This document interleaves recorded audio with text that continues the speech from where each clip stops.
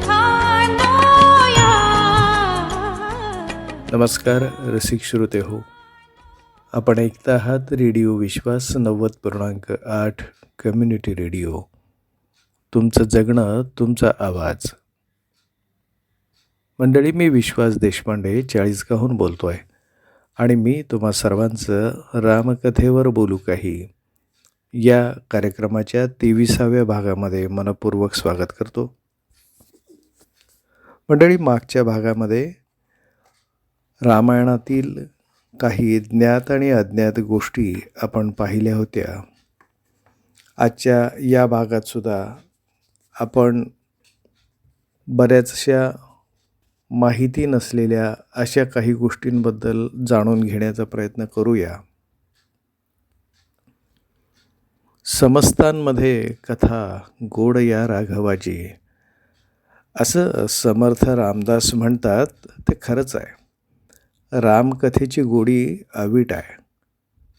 पण ज्यांना केवळ दोष पाहण्याचीच सवय असते त्यांना रामकथेतल्या चांगल्या गोष्टी न दिसता त्यातील शंकास्थानं मात्र दिसतात. शंका घ्यायला हरकत नाही, शंकेचं निरसनही व्हायलाच हवं. पण आपण जेव्हा रामकथेबद्दल बोलतो तेव्हा 2 गोष्टी आपण लक्षात घेतल्या पाहिजेत. पहिली गोष्ट म्हणजे रामायण घडलं त्याला आज हजारो वर्षे होऊन गेली. जेव्हा रामायण घडलं तेव्हा त्या काळी अशी कोण व्यक्ती होती की जिनं हे प्रत्यक्ष पाहिलं आणि लिहून ठेवलं? या प्रश्नाचं उत्तर एकच आहे आणि ते म्हणजे महर्षी वाल्मिकी. त्यामुळे जे वाल्मिकी रामायणात आहे ते प्रमाण मानायला हवं. आणि दुसरी गोष्ट आपल्याला ही लक्षात ठेवायची आहे की आपल्याला श्रीराम हवे आहेत, त्यांचे गुण हवे आहेत. त्यांच्यापासून प्रेरणा घेऊन आपल्याला आपलं जीवन सार्थकी लावायचं आहे. त्यामुळे नको त्या गोष्टीत लक्ष घालून आपला बुद्धिभेद आपण करून घेऊ नये. तरीसुद्धा काही गोष्टींचं स्पष्टीकरण करण्याचा प्रयत्न मी माझ्या परीनं करतो आहे.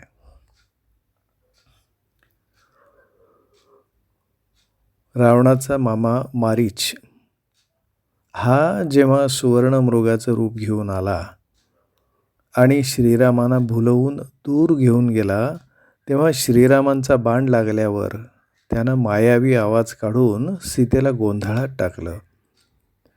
सीतेला असं वाटलं की राम संकटात आहेत. त्यावेळी लक्ष्मणाला तिनं नको नको ते बोलून श्रीरामांच्या मदतीसाठी जाण्यासाठी भाग पाडला. त्यावेळेला लक्ष्मणानं सीतेच्या आणि श्रीरामांच्या कुटीभोवती एक रेषा आखली आणि सीतामाईला ती रेषा ओलांडून बाहेर पाय ठेवू नकोस असं बजावलं. हीच ती लक्ष्मण रेषा. पण मंडळी, या रेषेचा उल्लेख वाल्मिकी रामायणात नाही. हा उल्लेख तेलुगूतील रंगनाथ रामायणात आला आहे. कृतिबास रामायणामध्ये त्याचा उल्लेख आहे.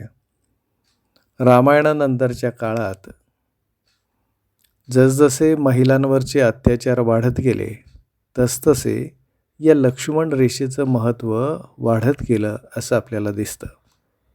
ती लोककथातून आली आहे. अशा कथा या त्या काळच्या समाजमनाचा एक प्रकारे आरसाच असतात. समाजाची स्थिती आणि मानसिकता त्यातून प्रतिबिंबित होते.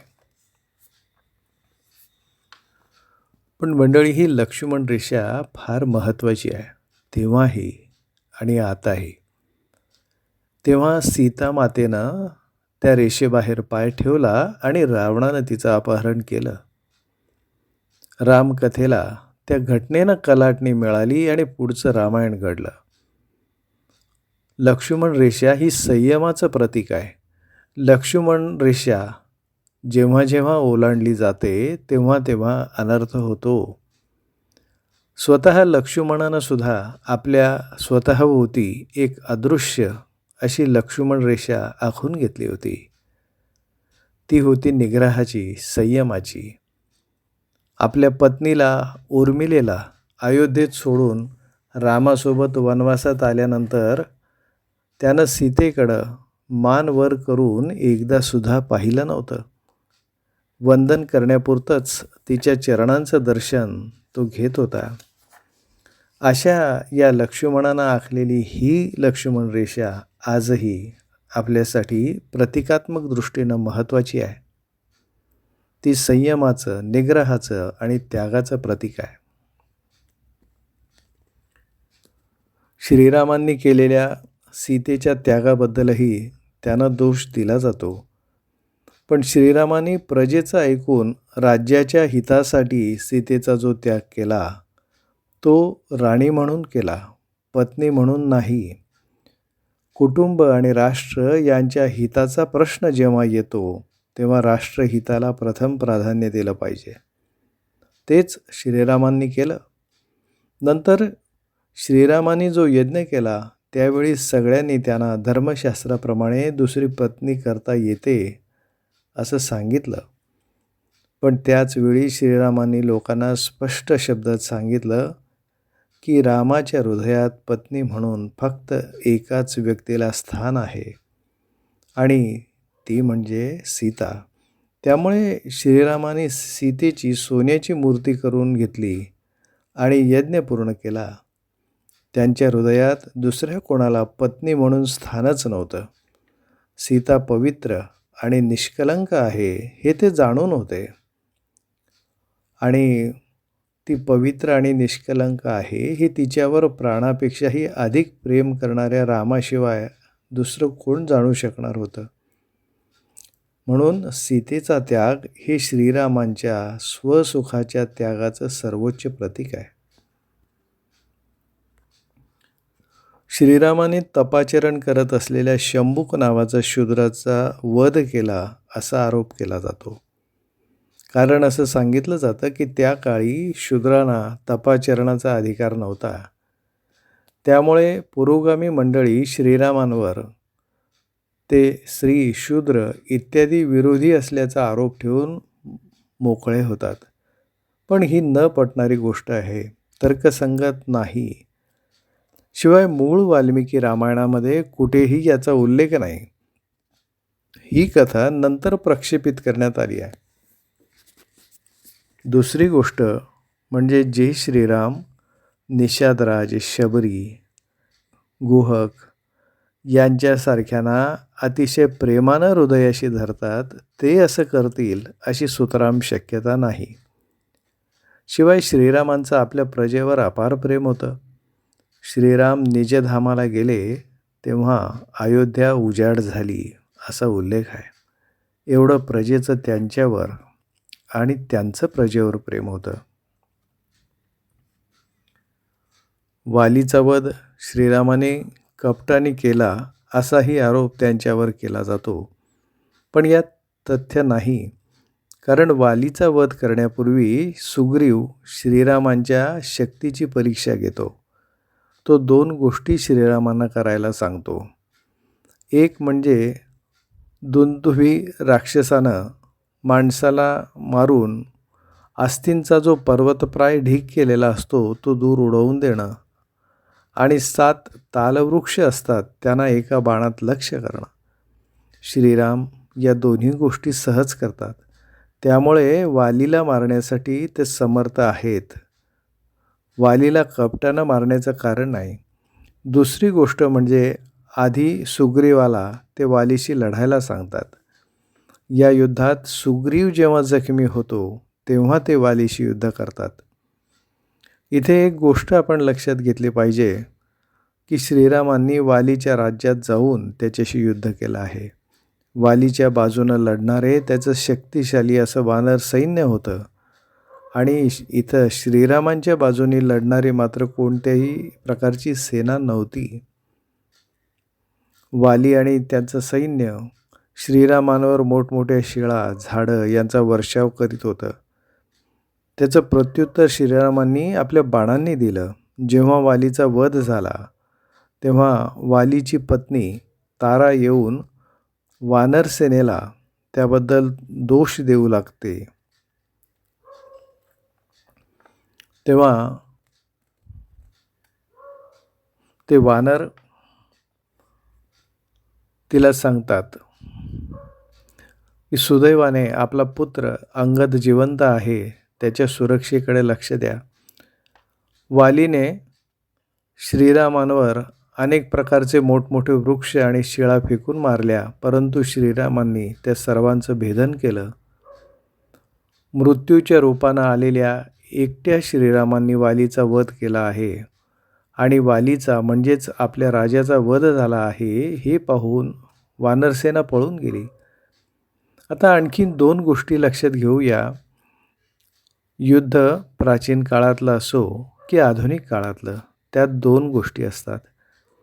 एक म्हणजे आक्रमण अर्थात अटॅक, आणि दुसरं म्हणजे बचाव किंवा संरक्षणात्मक पवित्रा अर्थात डिफेन्स. आपल्या अस्त्रशस्त्रांनी शत्रूवर त्याला मारण्यासाठी हल्ला करणं म्हणजे आक्रमण. दुसरं म्हणजे शत्रूने केलेल्या अस्त्रशस्त्रांचा मारा चुकवण्यासाठी घेतलेला एखादा बचावात्मक पवित्रा म्हणजे डिफेन्स. आजही आपले सैनिक शत्रूपासून बचाव करण्यासाठी खंदक किंवा बंकर्सचा आश्रय घेतात. प्राचीन काळात चिलखत, ढाल, रथ यासारख्या गोष्टींचा वापर संरक्षणार्थ करण्यात येत होता. श्रीरामांजवळ यापैकी एकही गोष्ट नव्हती. ते वनवासात असल्यामुळे स्वसंरक्षणार्थ धनुष्यबाण तेवढं त्यांच्याजवळ होतं. वालीनं फेकलेले मोठमोठे दगड, वृक्ष यांच्यापासून बचाव करण्यासाठी बचावात्मक पवित्रा घेणं त्यांना भाग पडत होतं. म्हणून त्यांनी वृक्षाच्या आड उभं राहून बाण चालवले आणि वालीचा वध त्यांना करावा लागला. मला असं वाटतं की एवढं स्पष्टीकरण श्रीरामांच्या बाजूनं पुरेसं आहे. अर्थात ज्या महानुभावांना या बाबतीत श्रीरामांना दोषी ठरवायचंच आहे त्यांना खुशाल ठरवू देत. त्यामुळे श्रीरामांचं आणि रामकथेचं महत्त्व कमी होत नाही. अर्जुन आणि दुर्योधन यांच्यातली एक कथा महाभारतात आपण ऐकली असेल. दुर्योधन श्रीकृष्णाकडे मदत मागायला जातो. योगायोगानं त्याचवेळी अर्जुनही तिथे जातो. अर्जुन श्रीकृष्णाच्या पायाजवळ उभा असतो आणि दुर्योधन उशाशी. त्यामुळे श्रीकृष्ण अर्जुनाला आधी पाहतो आणि त्याला मदत मागण्याची संधी आधी देतो. श्रीकृष्ण भगवान म्हणतात, या युद्धामध्ये मी स्वतः हातात शस्त्र घेणार नाही. त्यामुळे एका बाजूला निशस्त्र असा मी आहे आणि दुसऱ्या बाजूला माझी नारायणी सेना. तेव्हा अर्जुन म्हणतो, केशवा, मला तू हवा आहेस. प्रत्यक्ष तू असल्यानंतर तुझी नारायणी सेना मला नको. तर अर्जुनाच्या या उत्तरानं दुर्योधन आनंदित होतो. तो अर्जुनाला मूर्खात काढतो आणि प्रत्यक्ष नारायणाला सोडून नारायणी सेना मागून घेतो. जसे अर्जुनाला नारायण हवे असतात तसेच आपल्यालाही राम हवे आहेत. नारायणी सेना नारायणाशिवाय काय कामाची. तसेच रामकथेतल्या इतर सगळ्या वादग्रस्त गोष्टी बाजूला ठेवून आपण फक्त श्रीरामांना आपल्या हृदयात स्थान द्यावं. त्यानंच आपला हेतू साध्य होणार आहे. हंसाची निरक्षीर विवेकदृष्टी आपण ठेवावी. हंस पक्षी पाणी आणि दूध वेगळं करतो असं म्हणतात.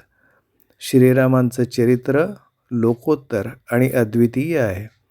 आपण सुद्धा गैरसमजांचं पाणी बाजूला सारून रामकथेतील अमृत तेवढं प्राशन करावं. तर मंडळी, आज आपण इथं थांबूया. मी विश्वास देशपांडे आजच्या पुरता तुमचा निरोप घेतो. पण आपण पुन्हा भेटूया याच वारी आणि याच वेळी. तोपर्यंत तुम्ही ऐकत रहा रेडिओ विश्वास 90.8 कम्युनिटी रेडिओ. तुमचं जगणं, तुमचा आवाज. नमस्कार.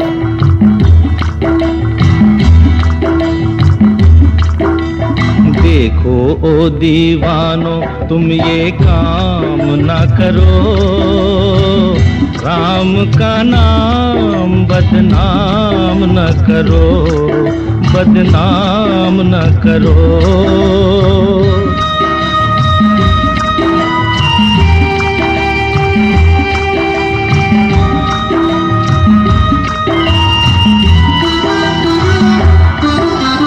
देखो ओ दीवानो तुम ये काम ना करो, राम का नाम बदनाम न करो, बदनाम न करो।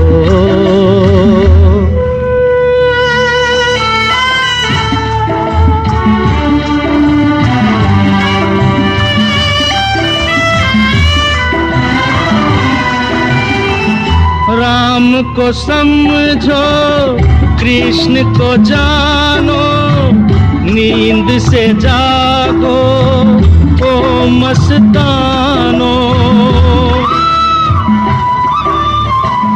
राम को समझो कृष्ण को जानो, नींद से जागो ओ मस्तानो। जीत लो मन को पढ़ कर गीता, जीत लो मन को पढ़ कर गीता। मन ही हारा तो क्या जीता, तो क्या जीता। हरे कृष्ण हरे राम, हरे कृष्ण हरे राम। जीवन को नशे का तुम गुलाम ना करो, राम का नाम बदनाम न करो, बदनाम न करो।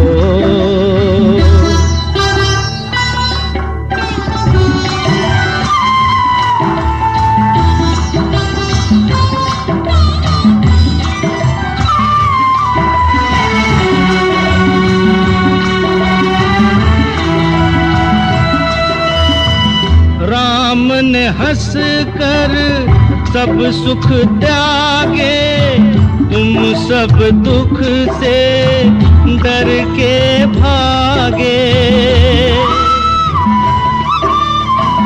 राम ने हंस कर सब सुख त्यागे, तुम सब दुख से डर के भागे। कृष्ण ने कर्म की रीत सिखाई, कृष्ण ने कर्म की रीत सिखाई। तुमने फर्ज से आंख चुराई हो राम दुहाई। हरे कृष्ण हरे राम, हरे कृष्ण हरे राम। जीवन नाम है काम का, आराम ना करो, राम का नाम बदनाम न करो, बदनाम न करो। देखो ओ दीवानो तुम ये काम ना करो, राम का नाम बदनाम न करो, बदनाम न करो।